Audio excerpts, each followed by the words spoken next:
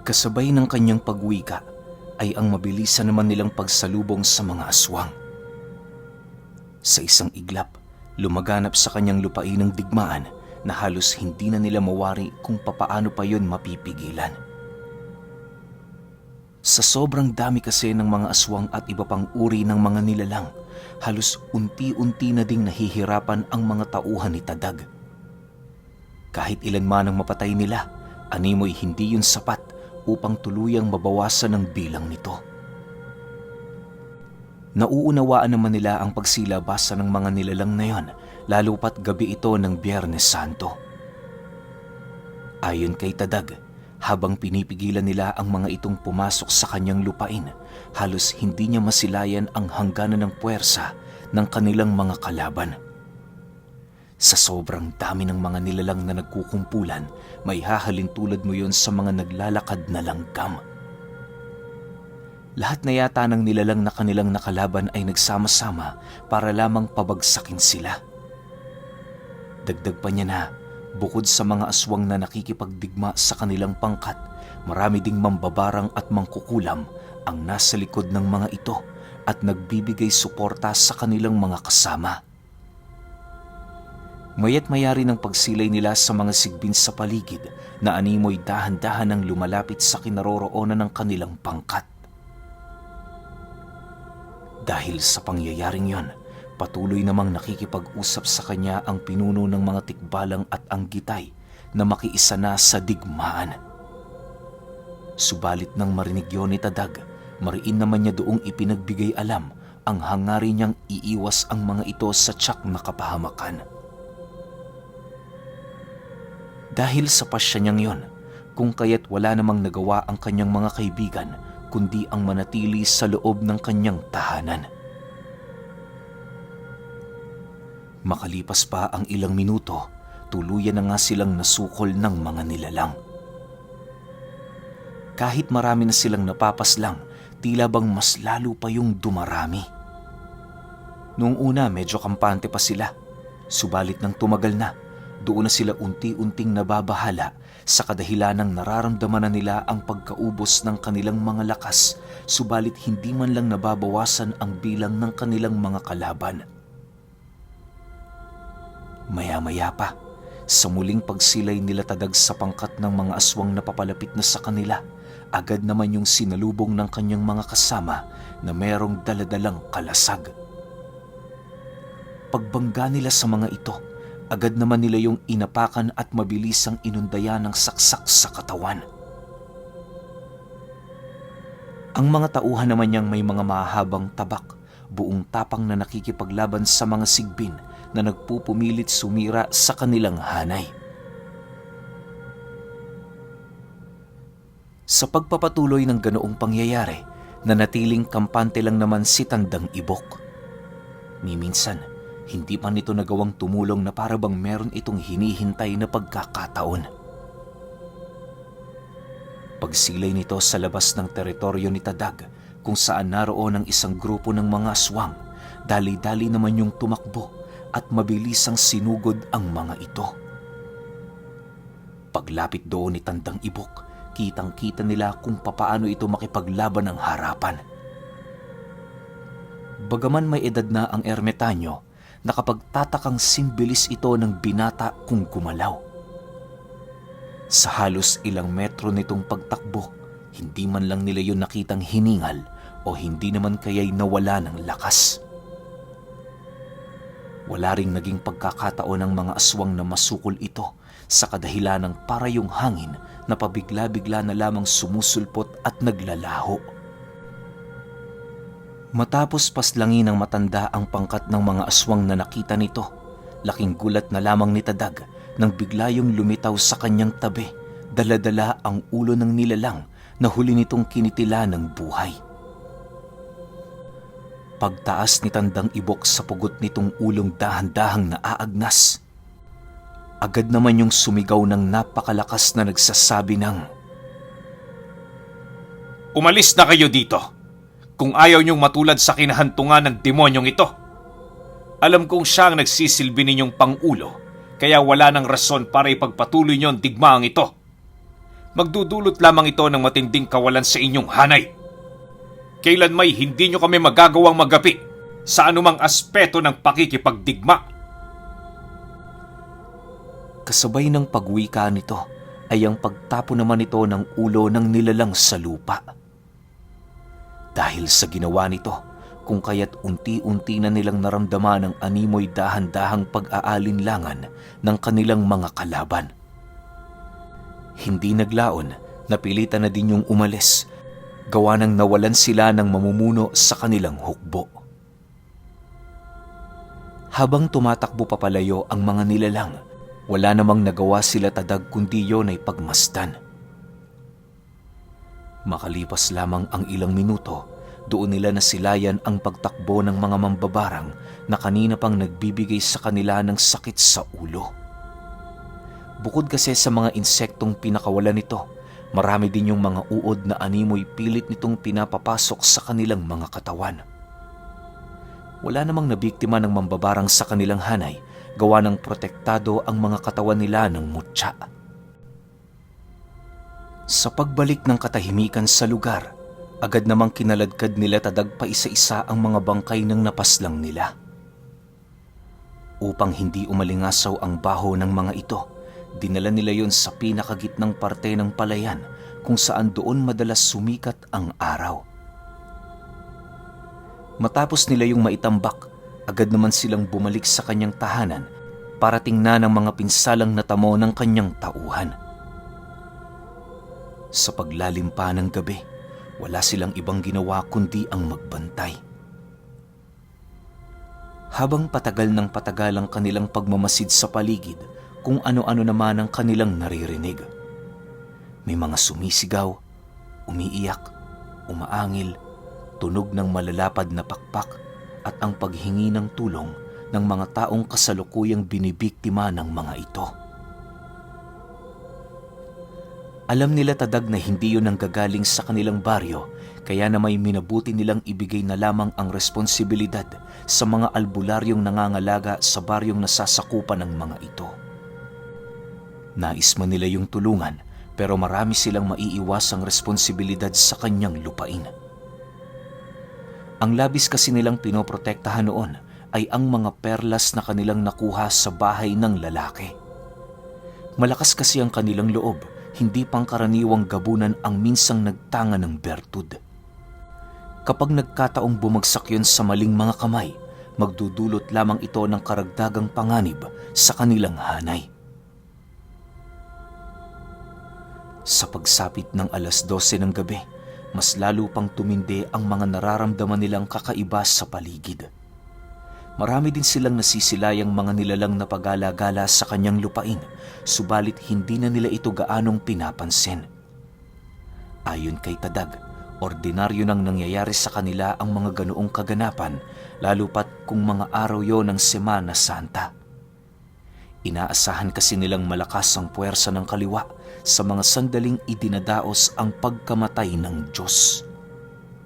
Dagdag pa ni Tadag na kapag idinadaos ang ganoong mga araw, natural na sa mga albularyo ang mag-ingat. Makalipas pa ang ilang minutong pagbabantay, muli silang nakasilay ng pulutong ng mga itim na kaluluwang dumaraan sa gilid ng palayan. Habang binabaybay ng mga ito ang daan, doon nila nasilayan ang animoy mga tanikalang nakapulupot sa leeg ng mga ito. Maya-maya pa, bumungad na lamang sa kanila ang isang lalaking nakasakay sa isang maliit na kariton, dala-dala ang mga kadenang nakatali sa mga nilalang na yon. May hawak-hawak din itong sulo sa kaliwang kamay at halos hindi nila gaanong maaninag ang burado nitong pagmumuka. Habang pinagmamasdan nila ang nilalang, inilahad naman sa kanila ni Tandang Ibok na isang uri ng kuraret ang kanilang nasisilayan. Kabaliktaran ng kuraret na kumakain ng ulo ng mga tao, ang nilalang na yon ay umaalipin lamang ng mga engkantong itim. Kadalasan din itong nasisilayan kapag patay ang Diyos o hindi naman kaya'y merong nagaganap na pista sa bawat baryong malapit sa tinitirhan nila. Bagaman hindi ito alipin ni numan, mariing ipinaalala ni Tandang Ibok na hindi yon ang uri ng nilalang na maaari nilang paglaruan. Dagdag pa nito, simple lamang yon kung titingnan pero hindi ito basta-bastang kalaban.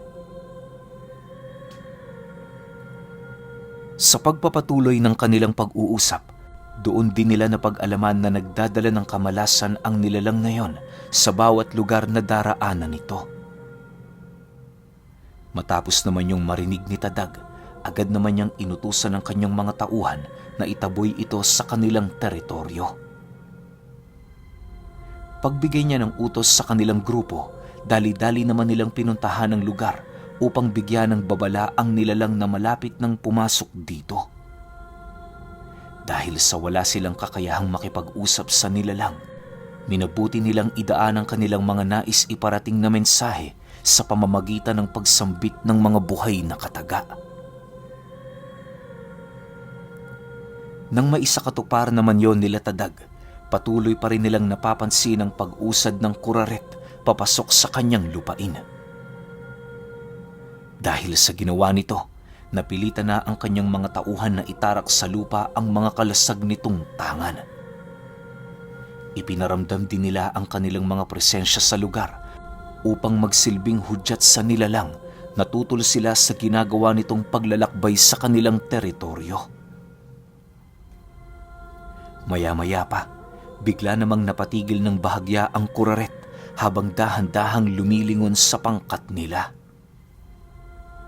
Pagtitiga ni Tadag at ng nilalang na yon, bahagya naman siyang natigilan nang masipat niya ang bunganga nitong unti-unting ngumingisi. Kahit anong gawin niyang pagsilay sa mukha nito, tila bang hindi niya magawang masilayan ang mga mata nito. Lumipas pa ang ilang minuto, bigla namang itinaas ng kuraret ang mga kamay nito at kasabay nito ang unti-unting pagmulat ng dalawang mata nito na naroon sa kanyang palad. Nag-umpisa na ding magsalita ang nilalang na yon gamit ang dialekto ng mga engkantong unang beses lang din naman nilang narinig. Matapos nitong makapagsalita, agad naman nilang nasipat ang paglakad ni Tandang Ibok patungo sa kanilang unahan habang nananatiling tahimik. Pagtitiga ng kuraret at ng matanda, narinig na lamang nila si Tandang Ibok na nagwika gamit ang dialekto ng kuraret. Ayon kay Tadag, napakabilis ng pananalita nito na halos ang naririnig na lamang nila ay garugal ng matandang binabangungot. Ni isang katagading karaniwang ginagamit ng mga tao ay wala silang narinig roon, kung kaya't naging pahirapan naman sa kanila na malaman ang pinag-uusapan ng dalawa. Maya-maya pa, bigla naman nilang nasipat ang pag-usad ng nilalang, hudyat na nagkaintindihan na ito at si Tandang Ibok.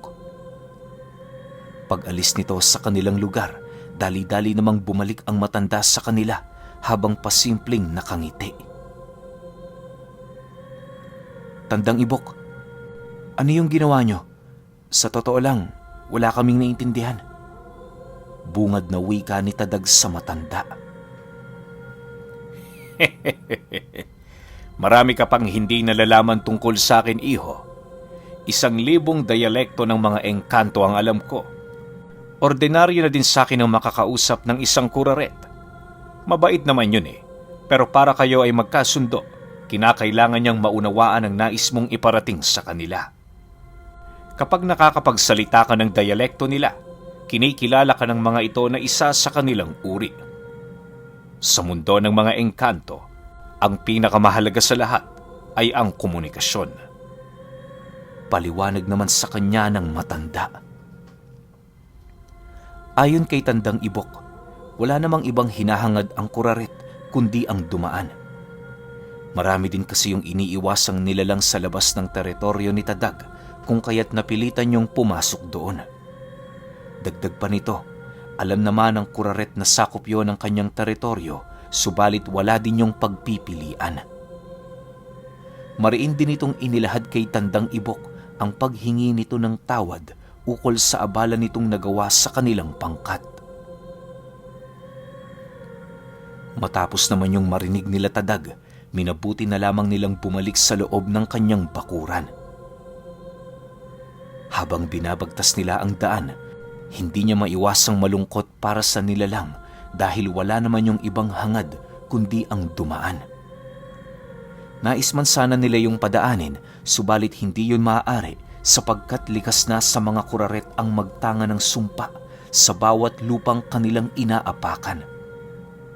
Hindi man ito agarang magkakaroon ng epekto sa lupain ni Tadag, ngunit darating ang panahon na mag-uugat-ugat ang sumpa nitong naiwan sa kanyang lupain. Yon ang kanilang iniiwasan, lalo pat tanging pagsasaka lamang at pag-aani ng mga itinanim nila ang pinakapangunahing pinagkukunan nila ng hanap buhay.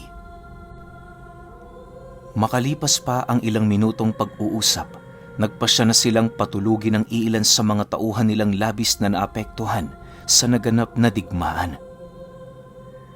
Salita noon ang pagbabantay para naman masigurado nilang hindi sila mapagmamanmanan ng mga alagad ng kuba.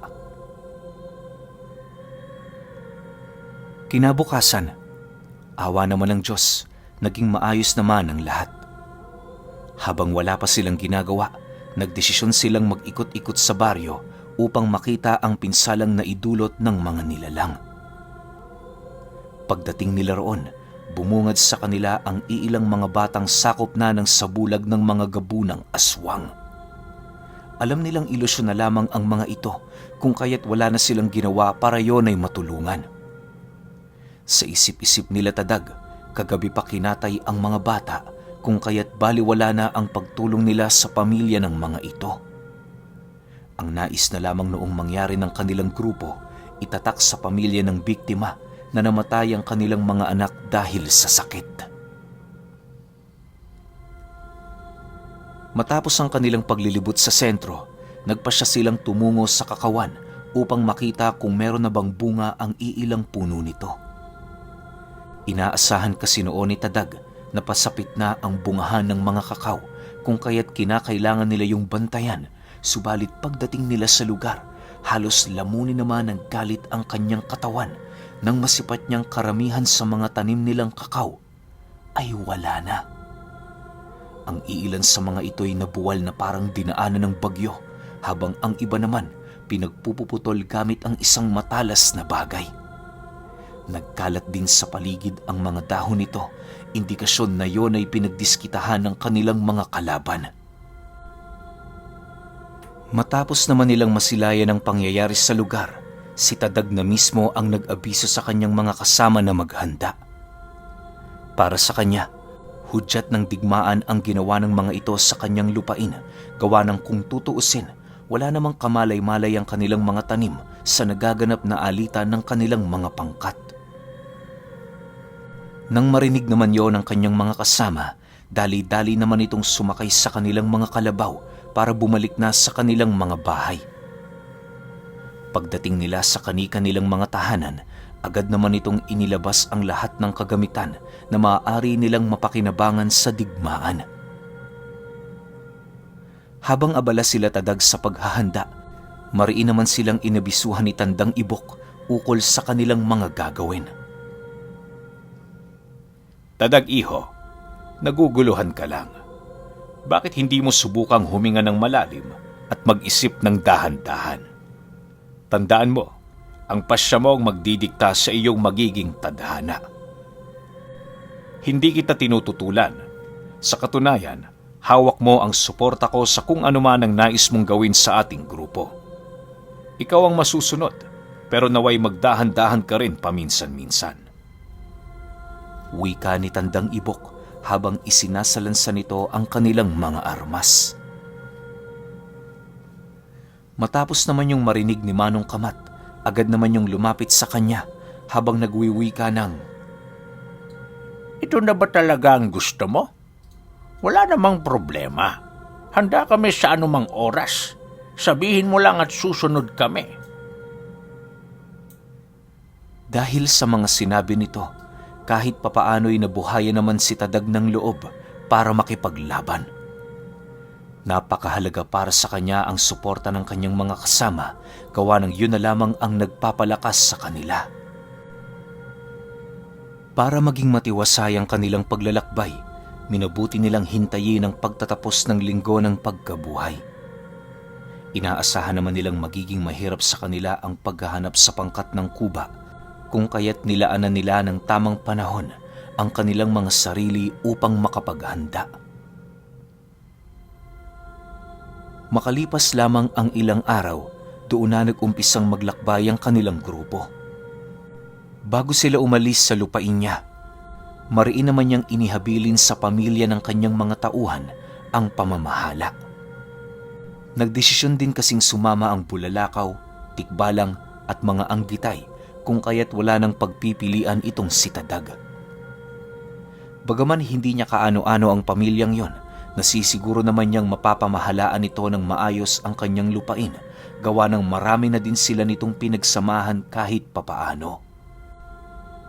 Masakit man para sa kanya ang ganoong pasya, alam niya sa kanyang sarili na ang tanging magbibigay ng kapayapaan sa kanila ay ang pagkamatay ng kuba. Habang naglalakbay ang kanilang pangkat, tanging mga amoy na lamang sa hangin ang kanilang nagiging gabay sa paghahanap. Halos sa bawat araw na dumaraan noon, hindi nila maiwasang mapaisip na naliligaw na ang kanilang grupo. Kahit may mga pagkakataong pinanghihinaan na silang matunto ng kuba, nanatiling matatag naman itong si Manong Kamat at Tandang Ibok sa paghahanap ng mga senyales.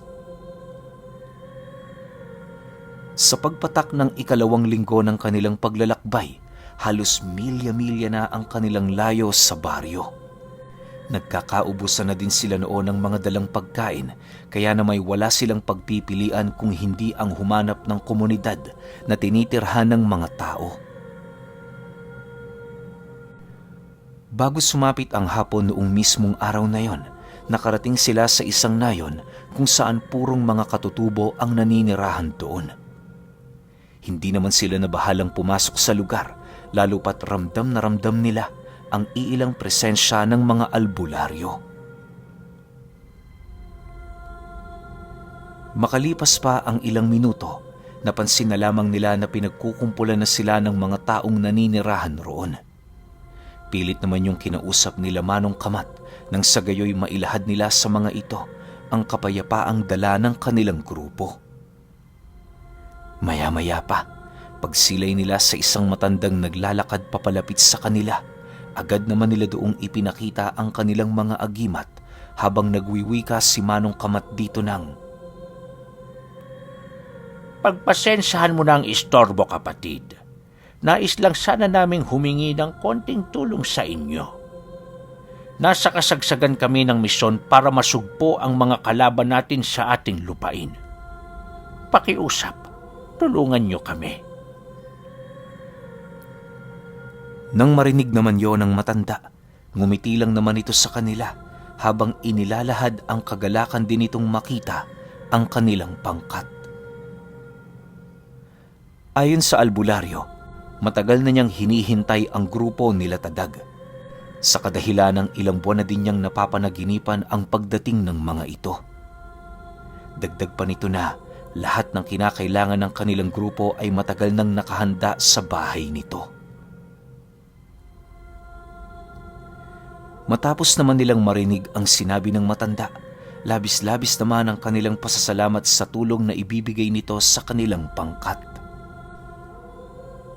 Sa pagdating nila sa bahay ng albularyo, doon bumungad sa kanila ang mga anak nitong kararating lang galing bukid. May mga daladala yung gulay at prutas na tinitinda nito sa bayan. Habang pinagmamasdan nila ang batang yon, agad naman silang niyaya ng matanda na pumasok na sa loob ng barong-barong nito. Pagpasok nila sa sala, halos hindi naman sila makapaniwala nang masipat nila ang iilan nitong mga gamit na inihanda. Binubuo yun ng mga kumot, prutas, gulay, tuyong karne, bigas na nakalagay na sa tubo ng kawayan, at galon-galong tubig na sinalok pa nito sa bukal na naroon sa paanan ng bundok.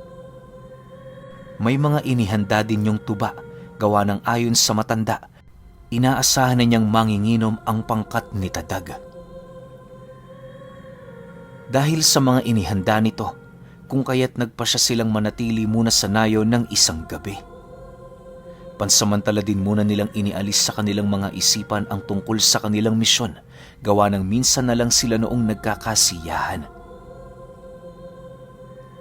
Habang nasa kasagsagan sila ng inuman, bahagya naman silang natigilan ng ihayag ng matandang albularyo ang naging pangitain nito ukol sa kanilang grupo. Sa tono ng pananalita ng matanda, inaasahan na ni Tadag na meron itong sasabihing nakakapangilabot na kaganapan. Okay, ito na. Magsisimula na silang maglakbay para hanapin yung kuba. Pero medyo kinakabahan ako sa mga tagpo natin. Para hindi tayo mabitin, sige. Sunod na natin yung 33. Yun lang. Salamat.